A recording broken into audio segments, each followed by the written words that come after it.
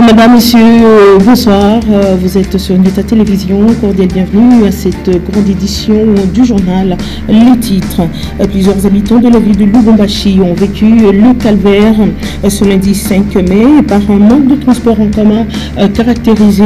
Les conducteurs des minibus du tronçon ville Kassapa, Texaco et quartier Kra ont déploré les tracasseries manifestes de plusieurs services de l'État à leur endroit. Et en sport, le match de la 4e journée de play-off entre Mazembe et Sanga Balinde s'est soldé par le score de 3-0 au stade TP Mazembe. Le résumé de la rencontre dans cette édition du journal. Mesdames, Messieurs, bienvenue à cette grande édition du journal, très souvent sujette des tracasseries des différents services de l'État à leur endroit. Les conducteurs des minibus exerçant sur le tronçon ville Kassapa, Texaco et quartier Kra ont observé ce lundi 5 mai une trêve, et cela a eu comme corollaire un manque de transports en commun caractérisé. Lumière Moussaou, Antoine Mbouimwamba et Félicien Kassongo suivez. C'est un beau matin du lundi 5 mai 2014, surchauffé. Les Louchois et Louchois étaient incapables de vaquer à leur occupation pour se rendre qui au travail, à l'école, au marché ou ailleurs à cause de mécontentement et arrêt momentané du trafic routier observé par les chauffeurs commis au transport en commun dans l'arrêt du tronçon Kassapa, Texaco et Kra. Conséquence: ce sont des étudiants et autres passagers qui font le pied. On s'est rendu compte qu'il y avait un fort embouteillage et juste après, le chauffeur nous a demandé de descendre parce qu'on a vu beaucoup de gens en train de descendre ici. On est descendu et maintenant je me rends compte que la route est barricadée telle que vous conseillez juste derrière moi. En effet, les chauffeurs des transports de minibus ont exprimé leur mécontentement à cause de la recrudescence de la multiplicité de services de l'État qui les tracassent au quotidien.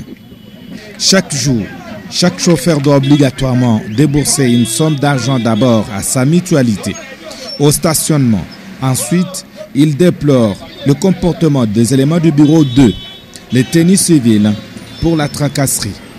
À ceux-ci, ils ajoutent aussi la Commission nationale de prévention routière et le parquet. Prenons l'exemple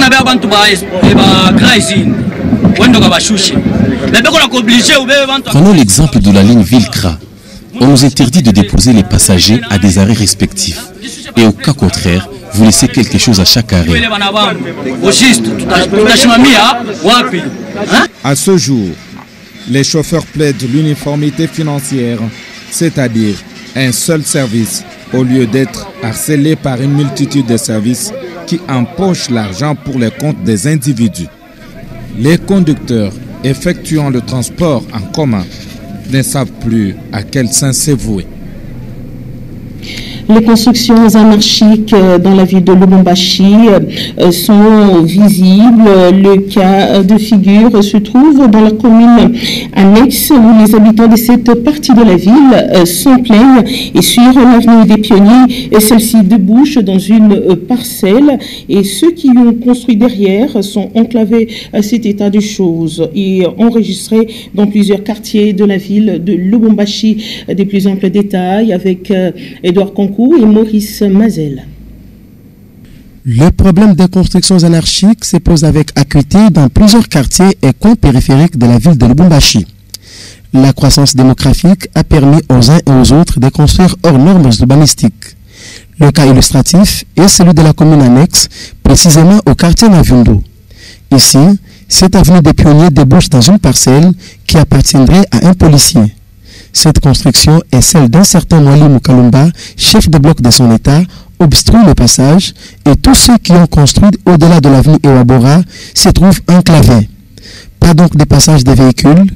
L'unique voie d'accès, ce sont des ruelles qui traversent les parcelles. Les habitants de ces coins s'en plaignent, mais ont peur de dénoncer cet état des choses, vu le trafic d'influence dont jouissent les personnes mises en cause. L'opinion espère que la nouvelle commission urbaine de l'autorisation de bâtir, qui chapeaute M. le maire, va se pencher sur ces dossiers de constructions anarchiques qui sont devenus légion dans plusieurs contrées nouvellement loties à Lubumbashi. Nul n'est au-dessus de la loi, dit-on. Les services de l'urbanisme et habitat sont aussi obligés de s'investir dans cette affaire au quartier Naviundo, dans la commune annexe. Autre actualité, interdiction formelle aux journalistes d'octroyer un quelconque diplôme de mérite et autres mesures arrêtées par l'Union nationale de la presse du Congo, section du Katanga, qui estime que cela ne fait pas partie de la mission du journaliste et dégrade la profession. Les structures concernées s'appuient sur les lois qui régissent les associations et regroupements et évoquent également leur non-appartenance à l'UNPC et l'UNPC promet des mesures contraignantes à ceux qui ne respecteront pas la mesure. Linda Lukalou. La nouvelle est tombée depuis samedi 3 mai dans la soirée.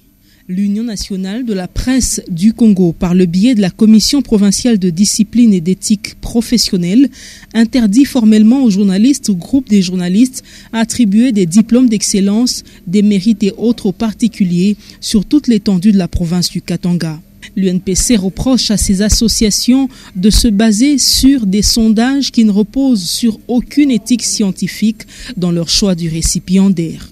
Surtout qu'octroyer un diplôme de mérite et autres n'est pas la mission première du journaliste. La commission des disciplines et d'éthique professionnelle, qui est un organe qui a pour mission d'examiner les questions relatives au respect des règles d'éthique et de déontologie, c'est cet organe-là, quand elle vient de prendre une décision, d'ailleurs sanitaire, pourquoi à ce moment-là, elle va réserver copie au procureur de la République. Puisque cette activité qui va aller en dehors de notre profession, en dehors de notre corporation, ça devient une infraction qui a la compétence pénale. À ce moment-là, c'est les parquets qui peuvent se charger de cette histoire. Ceux qui sont concernés par la mesure se défendent à leur manière. Ils se réfèrent à la loi, aux statuts et aux textes légaux qui réglementent leurs activités. Je trouve qu'il y a un tort ici en termes de procédure parce que l'UNPC ne régule pas tous les journalistes d'une manière automatique. Donc il faudrait que tu puisses t'affilier à l'UNPC pour que tu sois considéré comme un membre de l'UNPC. C'est comme un papa finalement qui va sanctionner un enfant d'une autre famille. Depuis ma part, l'UNPC c'est une association. Moi je suis vice-président d'une autre association qui est la presse progressiste. Donc cette mesure-là est non lieu pour nous. Parce qu'une association ne peut pas interdire une autre association de faire son travail. La presse progressiste, c'est une association qui est notariée. Il y a un statut notarié reconnu par la République démocratique du Congo. Parmi ses prérogatives, il y a celle de pouvoir encourager, sanctionner positivement les personnalités qui excellent dans leur travail. Et c'est ce que la presse progressiste fait. À part ça, rien d'autre. Si l'NPC trouve que ça le dérange, il n'a qu'à nous voir, à écrire à l'association, comme ça que l'association lui réponde aussi par rapport à ça.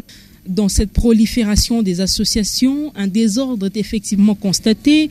On ne sait plus qui fait quoi et surtout qui est journaliste, profession qualifiée de noble. Bon, au fait, à l'analyse des choses, la mesure en soi n'est pas mauvaise. Je peux dire qu'elle est salvatrice. Parce qu'en principe, quand il y a du désordre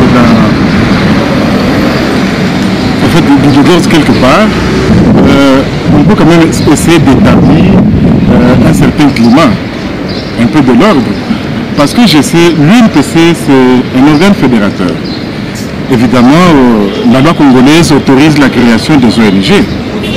Mais cela ne veut pas dire qu'injecter du désordre dans n'importe où.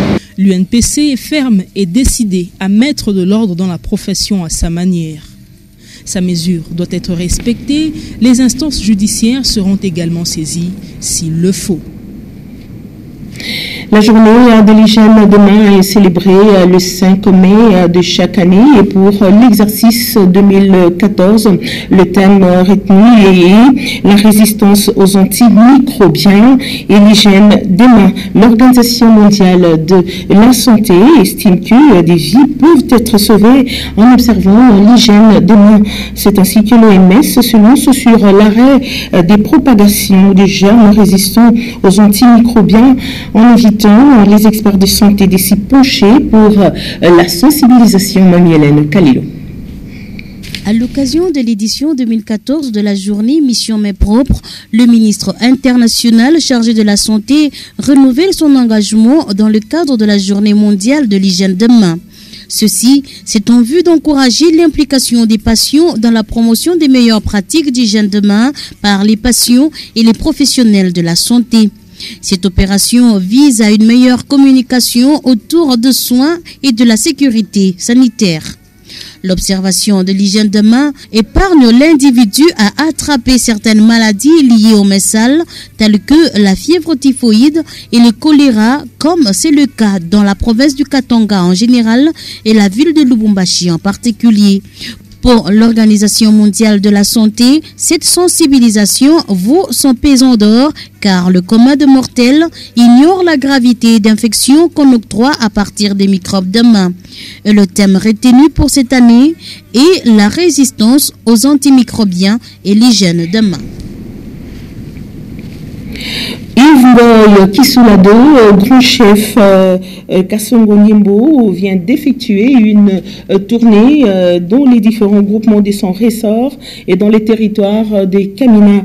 Il a eu plusieurs activités dont la descente sur le lieu de l'accident ferroviaire du 22 avril dernier pour s'enquérir des réalités de cette catastrophe. Il a aussi visité les blessés à l'hôpital général des références des Kamina, Consolat Kanja. Grand chef Kasongo Niembo revient d'une tournée dans le territoire de Kamina et dans les différents groupements de son ressort. À son arrivée à l'aérodrome de Kamina, c'est toute la crème des chefs coutumiers et chefs de terre qui l'attendent, ainsi que la population pour un accueil chaleureux et digne de son rang. La délégation du grand chef sillonne la contrée jusqu'à la résidence royale, une résidence réhabilitée à 70% par le gouverneur Moïse Katumbi. Des coups de balle retentissent pour honorer l'arrivée de l'autorité coutumière. La cour royale est également envahie par les habitants. Loin de tout repos, le grand chef Kasongo Niembo, dont la juridiction est en deuil, réunit d'abord les chefs des groupements et chefs de terre, puis prend la direction des rails pour l'endroit où a eu lieu l'accident ferroviaire le 22 avril dernier. Sur place, la situation est déplorable. Plusieurs corps en décomposition sont toujours coincés entre ou en dessous des wagons. L'odeur est insupportable. Il faut l'atténuer en aspergeant la chaux pour aussi chasser les mouches. Celui à grand chef très éprouvé, très éprouvé. Qui dit qu'on fait dans chaque village. À mon âme, moins de 10 personnes, 20 personnes, 15 personnes, 13 personnes. La famille est à Tiabalou Ningapi, tout avec un Marangapi.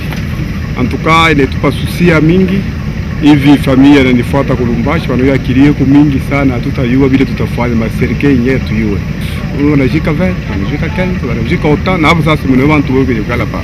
Mais kutoka mikuu mingi, en tout cas, il n'est pas vraiment souci moi munene sana. Tunaomba tu kuanza kwa point central, apime kusaisha banyewe ba éprouver ma famille na kufisha.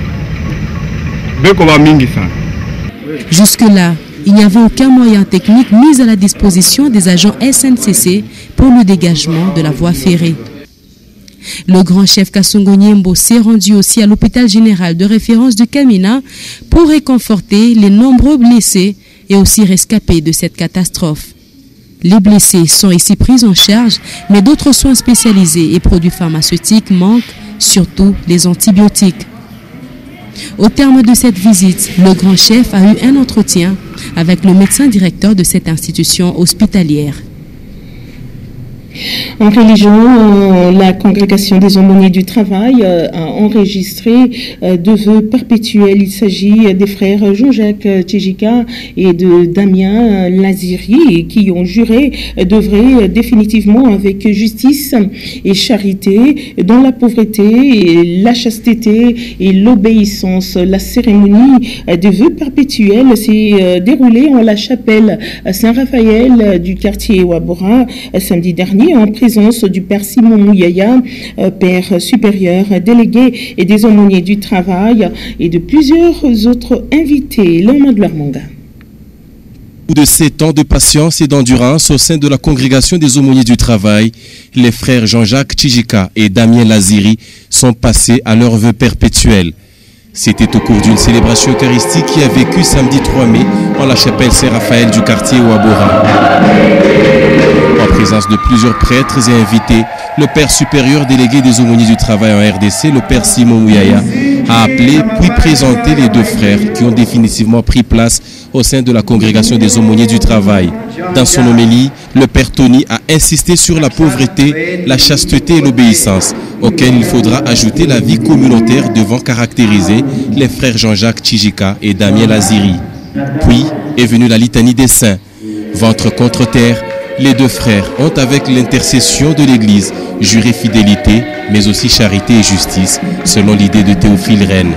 Bougies allumées à la main, devant leur père supérieur délégué général Simon Mouyaya et toute l'Assemblée, les deux nouveaux aumôniers du travail et tous les concélébrants ont signé dans le livre d'or.